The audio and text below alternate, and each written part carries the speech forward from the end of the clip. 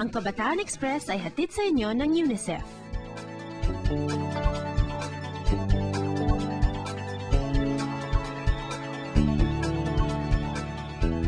Kung may makakausap ng kabataang taga-ibang probinsya, anong gusto mong itanong sa kanya?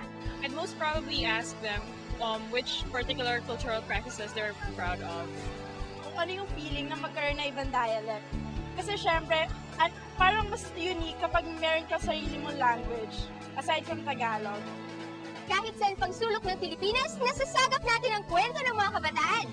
Salamat sa mga KNN Bureau sa Luzon, Visayas at Mindanao, nalalaman natin ang pinagkakabalahan at interes ng mga kabataang Pilipino.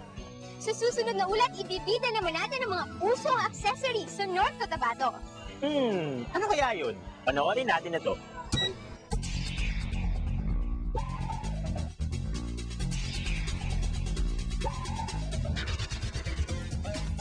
Kahit na maraming accessories ang binibenta ngayon, nangunguna pa rin sa bentahan ang mga bar pins o buttons. Swak na swak sa katsuyan, ibig sabihin, swak na swak sa taste naming mga kabataan. Ang bar pins kasi ay mura lang at sa tingin ko kung gagamit ka nito ng mga bar pins, in ka sa uso at iba kang tignan sa mga ibang tao na hindi gumagamit ng mga bar pins.